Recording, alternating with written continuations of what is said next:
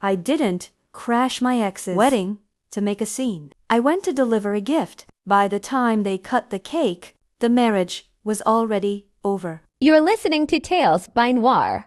Behind every closed door and every silent phone, there's a story the world wasn't meant to hear. We bring those stories into the light. Tonight, we explore a path of bitter revenge. Sit back, dim the lights, and let's begin. The air conditioner in my 2014 Honda Civic was humming a tired, rattling tune. Like it knew it was fighting a losing battle. July humidity clung to everything. My skin, the steering wheel, my thoughts. I had it cranked to full blast, but the air still felt thick, heavy, almost sticky, like it didn't want to move. Outside my car window, Stonebridge Manor glowed. And when I say glowed, I mean it looked unreal. Ivy climbed the gray stone walls like it had been carefully trained for years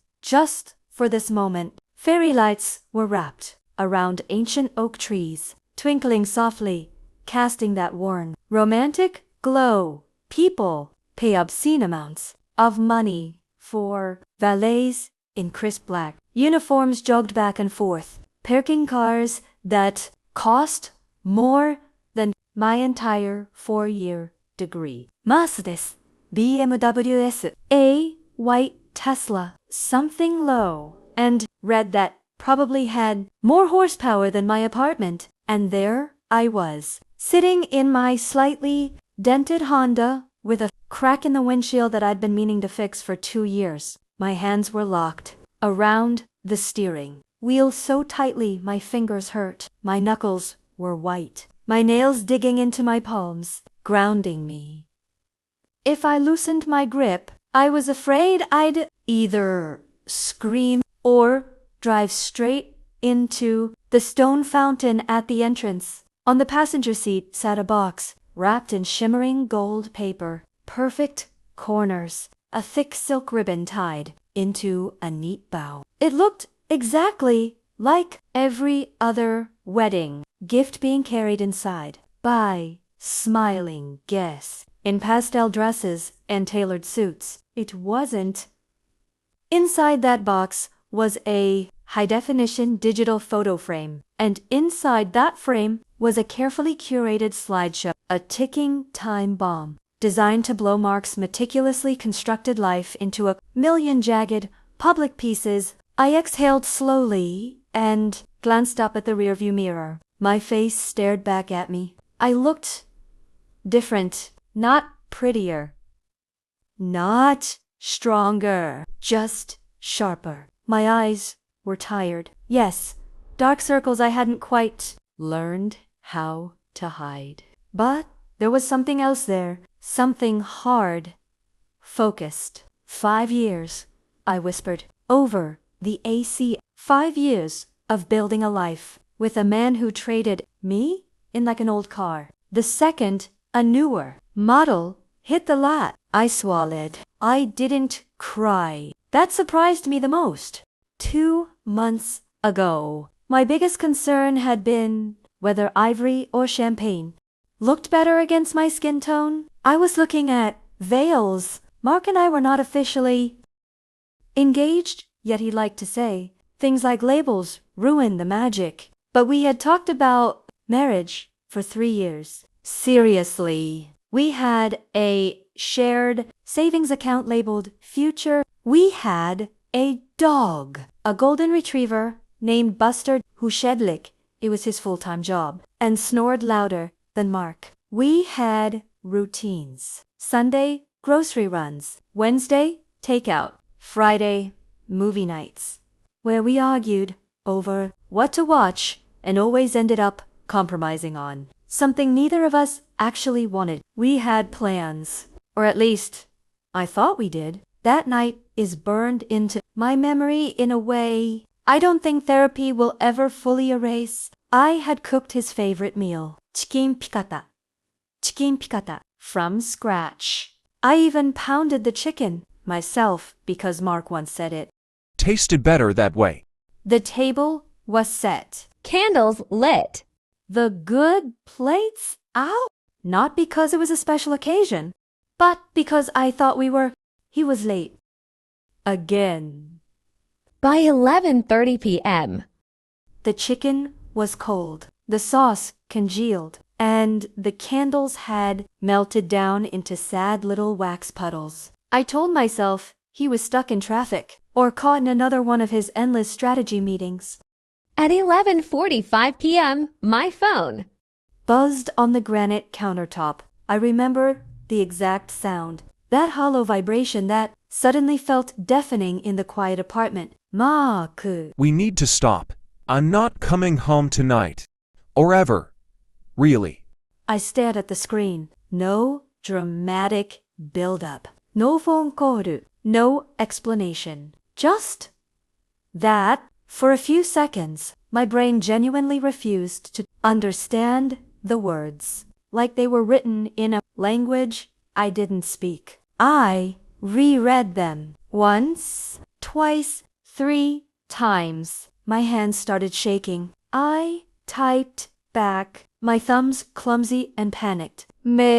What are you talking about? Are you hurt? Where are you? The response came almost immediately, like he'd rehearsed it. Mark. I've realized we're just on different levels. Sarah, I need someone who matches my ambition. Someone who gets the new me. Please don't call. I'll have my brother come by for my things on Monday. I'm sorry, but I found my soulmate. Soulmate.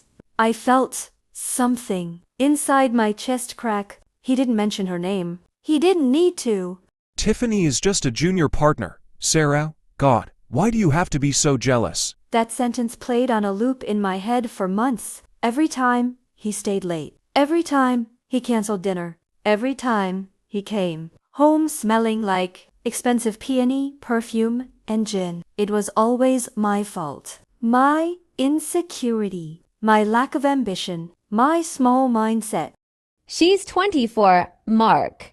I had said during our last real fight, we were standing in the kitchen. The same kitchen where I'd later read that text. And she posts pictures of your work lunches with heart emoji. That's not a strategy meeting, he sighed. That sigh, the heavy, condescending one. That made me feel like a child asking stupid questions. She's a high-value woman, Sarah, he said. She understands the grind.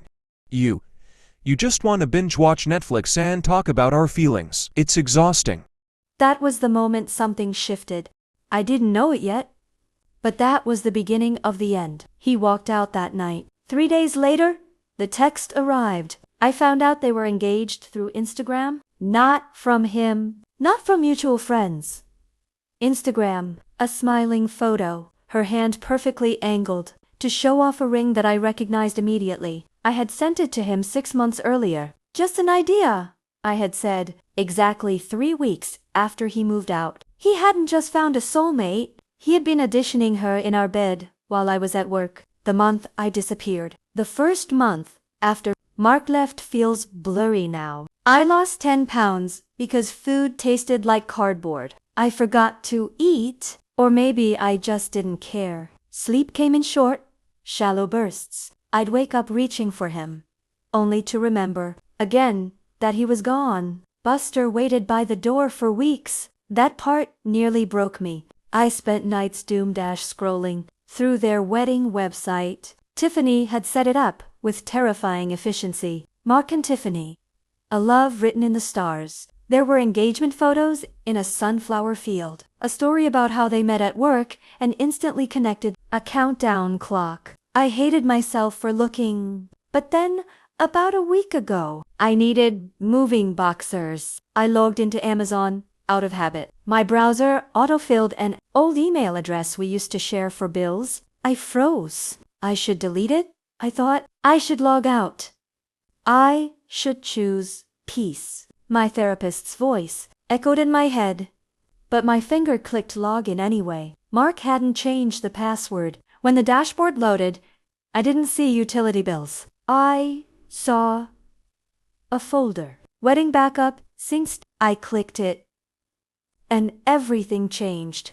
I expected more photos of them kissing in fields. What I found instead was chaos. Screenshots, videos, messages, time-stamped, recent, Mark flirting with someone named Lena, Mark sending hotel selfies to Emily, Mark complaining about Tiffany to Rachel, calling her clingy and too eager. There were voice notes, photos, proof. My hands went cold. Mark wasn't just cheating on me, he was already cheating on her. The irony hit me so hard I laughed out loud. In my empty apartment, that's when the idea formed. Back at the manor. A burst of laughter floated out of Stonebridge Manor as the doors opened briefly. Guests stepped out for air, champagne glasses in hand, glowing with happiness and ignorance. I picked up the gold-wrapped box, matching your ambition.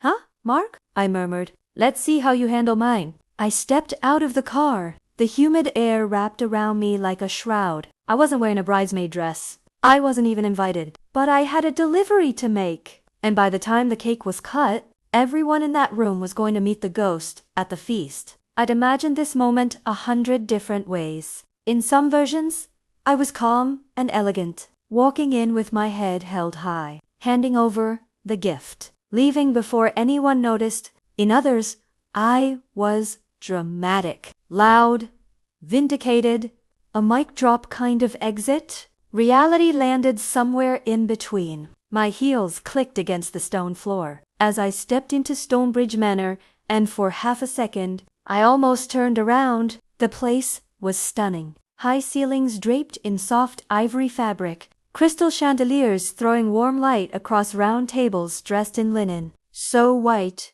it felt intimidating. The air smelled like flowers and champagne and money. A string quartet played near the far wall, their music floating gently above the low hum of conversation. Everyone looked happy. That's the strangest part. No one in that room knew what was coming. A hostess near the entrance smiled at me. Gift table is to the left, she said automatically, already turning away. Perfect. The gift table was overflowing. Silver boxers, personalized crates, envelopes stuffed with cash. I set my gold-wrapped box down right in the center, positioning it carefully, like it mattered. Like placement could somehow control fallout. I straightened the ribbon. Then I did the one thing I hadn't planned on doing. I stayed. Seeing him again. I spotted Mark near the bar. Of course, he was laughing. He looked good.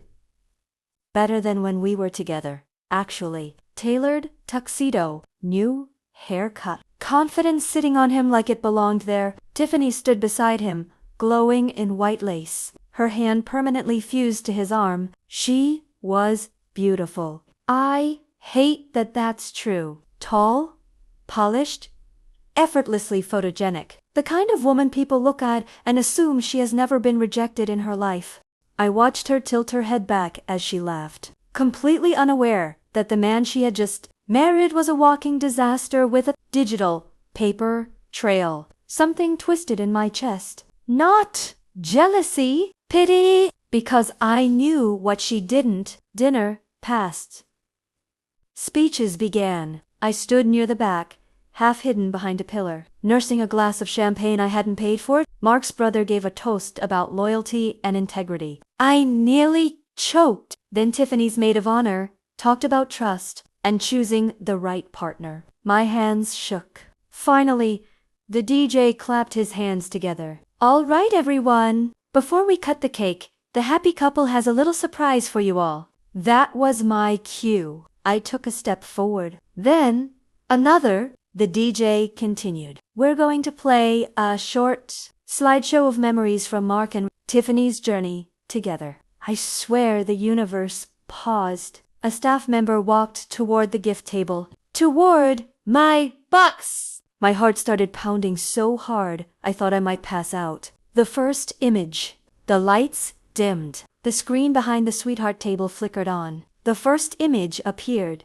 Not Mark and Tiffany. Mark in a hotel mirror. Shirtless, holding his phone at an angle I recognized instantly. There was a beat of silence. Then a murmur rippled through the room. The next slide appeared. A text message. Can't stop thinking about last night. Don't worry.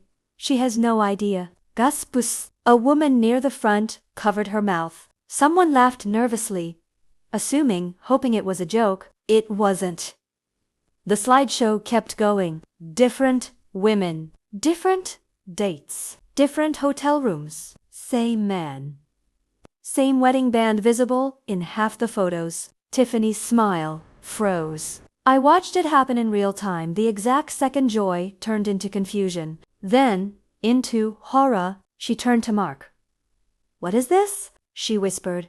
But the microphone clipped to her dress picked it up. The words echoed faintly through the speakers. Mark looked like someone had unplugged him. "This isn't funny," he said loudly. Too loudly. "Turn this off."